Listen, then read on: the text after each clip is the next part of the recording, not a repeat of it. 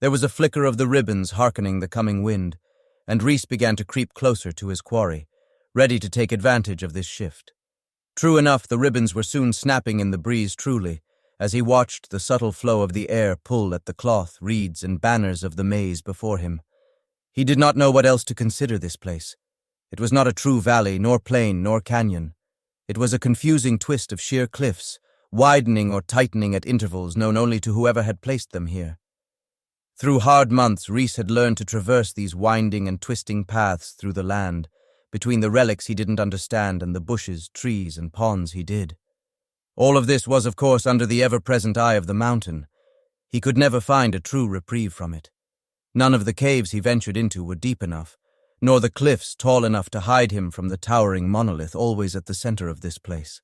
A mystery he had yet to solve. As far as he walked, he never seemed to be any further or closer to it than he had the step before. He had given up trying to understand it for now, though, and had focused on survival. His weapon gripped in his hands as he stalked closer to a small herd of roos, who were carefully testing a pond beneath one of the ribbon cliffs. Whatever this place was, he had yet to find a creature that couldn't fight back to some degree. The roos seemed to prefer foraging the seeds and feed they could find through the bushes and sack burrows, but that didn't mean they were herbivores alone. Reese glanced at the scars along his forearms that had followed his mistaking them for meek on their first encounter. Still, they were opportunists and scavengers first and foremost. Should he fell one, the herd would not seek revenge but scatter to save themselves, something he intended shortly as he crept closer, using the wind to keep pressing his scent past him and hide his approach. What he would give for a real gun. Instead, the device he held was a creation of his own design. Using coils and scrap salvaged from the scattered ruins, wrecks, and burrows, he had fashioned something akin to a harpoon gun. Using springs always made him slightly nervous. The power they contained when he'd pull back on the lever was intense, and he still fretted that one day the restraints would fail and he'd be the victim of the spring's potential energy output. Until then, however, he had a hunting tool. One he had desperate need of, considering the creatures of this place. Even the spear he had crafted was to be used as a last resort because he needed to keep his distance as much as possible.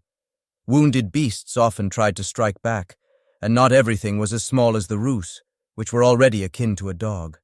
When he had first begun to establish himself below the ever-present eye of the mountain, it had been treacherous. The cliffs had shifted more readily, disorienting him and keeping him from learning the patterns of the roos herds, or the flocks of bizards, as he called them. Strange flying bird lizards. They mostly hunted small insects, but would more zealously attack him to defend their flock if they felt threatened. Of course, the piercer owls were most dangerous, as he had seen their beaks crack open anything they'd set their mind to, but they were solitary and avoided him so long as he avoided their nests. Then there were the guardians, strange faceless stones who would move towards him if he ever approached the Ghost River or some of the bigger relic sites. Though he had never stayed long enough to fight them, he doubted he would win. Still, the moment he retreated, they'd break off and return to their hidden posts. Worst had been the scale hog that had nearly cornered him in a burrow on his second month. Or what he imagined was his second month. From his careful hiding place creeping through the reeds near the pond, he glanced up at the sky. It never truly got dark here, but nor was it ever truly bright. The weather never seemed to change, and it was hard to gauge time anymore. The dry breeze gently washing over them now was the same as it always was. A small blessing this place was dry and not humid. Regardless, the scale hog had been a true threat. He hadn't made his harpoon gun yet, and was armed only with his spear and a rudimentary bow, which had proved useless against the creature's thick-scaled hide. But Reese had come to realize it must have been a stranger in these lands, much like he was. For in a first charge he had been cut by the beast's tusks even as he dove aside. But as it raged and gave chase, it struggled to slip in through the small gaps between the trunks, and reeds like Reese could. He had gained ground and kept ahead of it. First through running, then jogging, and then just walking. It had chased still, following his trail of blood even while he desperately bound the wound. Yet time had worn on and the creature grew tired first. Reese had never stopped, even if just moving at a walking pace while it followed as best it could, until he realized it was starting to give up. Reese knew then he had to turn on this thing, because he would never be safe while it roamed the maze with him. He had felt the eye of the mountain upon him even more intensely then, like a vengeful god watching his trial. The scale hog had not been swayed by his bow, but when he came back at it, it was confused, uncertain of why he would suddenly return. This seemed to give the creature reason to retreat. First, it had sprinted, but since it was tired, it kept this up only for a short time, and Reese had run after it. When it had turned to charge, he would just retreat as well, between trunks or into a nearby burrow. Then when it assumed he was gone, it would turn to leave, and Reese would just start following it again. How many hours had it been?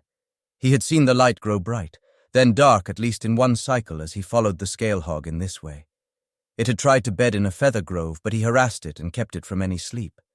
It tried to even charge through a herd of roos, maybe hoping they would be disturbed and attack Reese after it left, but they just scattered and ran by now, knowing Reese to be a threat. Finally, the scale hog had grown too tired, every step a struggle as it turned to face him one last time.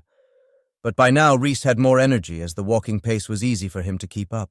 Its final charge was a lazy thing, desperate and exhausted when he drove his spear home in its eye and ended it. The maze had been left a mess by their confrontation, but it was over. Reese knew he couldn't hold the kill for long and took as much as he could carry from its flank before the bizards, roos, and piercer owls began to circle and became too much of a risk for him.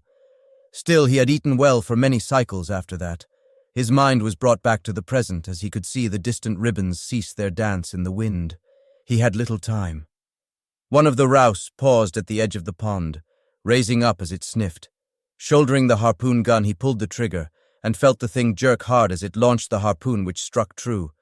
The rouse was impaled straight through the chest, killing it in a moment. The rest of the herd immediately scattering and squealing as he carefully crept out from under the shelf he had used for cover. Approaching the dead creature, he glanced up at the eye of the mountain looking over him. Another sacrifice for the eye. Would it respond? Would the cliffs change? Or was it waiting to send him another challenge? Could it be involved with the voices he had been hearing? Looking back at his kill, he hoisted the creature up by the harpoon jutting through it, and prepared to return to his most recent burrow with it, to prepare it for cooking on an old heating coil he'd salvaged. He had maybe one more hunt here before he'd have to move on. Even as the cliffs and maze changed, he now was changing this place too. The rouse herds had begun to move based on his hunts, the bizards changing their foraging migration. Even the piercer owls had to move since he was taking up some of their own kills. Reese did not know what this place truly was, but before the eye of the mountain, Reese swore he would solve its mysteries one day. Yet even as he turned away from the pond with his kill and began to trek back towards his burrow, the eye watched him, ever present and unblinking. "I'm glad that corporate finally sent you all here to witness this firsthand. I have taken a liability and turned it into a first-of-its-kind pest management solution.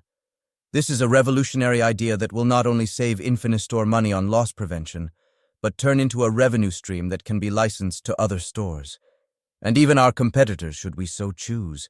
This is the future of pest management people." Bovitz was smiling from both of his mouths at the boardroom before him as they looked out the window over the vastness of the store. "Is that a human? Aren't they endangered?" Krivel kept one set of eyes out the window as the other set swiveled to look at Bovitz. "Yes, they are, which is actually just part of my exciting new opportunity. Under galactic conservation laws, we are now able to claim this space as a wildlife refuge and eliminate our property tax on this location. Before you ask, yes, humans are considered a dangerous species, but we've been able to keep it away from store guests during operating hours through careful management. And the goods it has taken are a small price to pay for it, dealing with the pests that would otherwise destroy and degrade items in our plant nursery, home goods, and dry food storage areas. Rodent populations are declining, and the ecosystem a store of our size creates is being brought into a better balance." Bovitz just kept grinning. "But what if it escapes this enclosure and does manage to attack a guest?"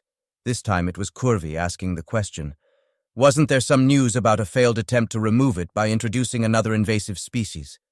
"We've added legal disclaimers to the store entrances that we're not liable for guest safety from endangered animals in the designation wildlife refuge.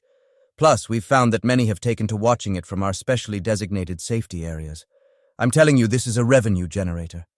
Any past attempts to adjust the ecosystem were well-intentioned but proved ineffective. The previous manager, whom I have replaced, was responsible for the loss of merchandise brought on by the attempted introduction of a second invasive species. Yes." Bovitz was quick to pass off blame.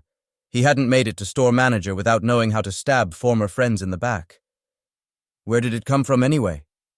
Buvitz didn't catch who asked that, but he shrugged. I've looked through store records, and our best guess is an Ekuvian freighter brought it here by mistake. He shrugged it off and resumed his double smile. This time, Crivel spoke again. All right, but if we claim this place as a wildlife refuge for tax breaks, don't we have to do some kind of wildlife management? And you say we can export this idea. How? I don't think we can get all our stores to be visited by incompetent Ekuvians who don't realize they have humans on board. Now Buvitz grinned wider still. Here is just part of my brilliance. I'm combining these concerns. I have hired a team of specialized biologists in accordance with galactic conservation law, and I have also made this human our employee of the month. There's a loophole in the regulations, you see. So long as I make the human our employee of the month every month, he technically counts as an employee under basic sapiens qualifications. But we don't have to pay him. Furthermore, our team of conservationists have recently begun attempts to coax the human into a more favorable enclosure for better study and potential mating later. Mating? Curvy arched all her brows and quivered her tail at the term. All part of conservation efforts. So far, the human mating calls they've tried have been unsuccessful, but I'm assured that human mating calls are varied and complex. They just need to keep trying until they find the right combination. Once they have it, they can begin preparations for turning this idea into a permanent revenue stream. Not just a one-off pest prevention device, but a pest prevention service. All of this for our new and eternal employee of the month.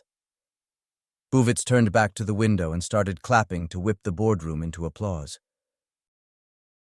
Reese hesitated within the burrow as he prepared the heating coil to cook his latest catch. Was the voice back? He had heard the calls before but assumed he was going insane. That they were wasted. That they were stuck and needed a stepbrother. It was absurd. And worrisome. But still it persisted, just beyond his burrow some nights. Ooh, no! My jumpsuit was ruined in the crash. And this one is just too small to fit over my thick hips. It was nonsense, no doubt. He couldn't imagine this scenario being real. It was a trick, a trap, something luring him into an ambush. Ugh! And if I did use this jumpsuit, I found no one could admire my abs. I bet someone could shred cheese on my abs, they're so developed. Reese clutched his harpoon gun to his chest. Maybe this was an ambush worth checking out. There was a chance this was a blessing from the eye of the mountain. Maybe, but what if it was death? Oh, look, a melon. Oh, but I don't have anything to crack it open with. Oh, I know I'll crush it between my thighs. If only I had a man around to lick the juices off my thighs after I crush this melon between them. Death or glory. Reese realized he had two options here, and before the eye of the mountain he liked his odds. So he crept forward then. Death or glory under the eye of the mountain.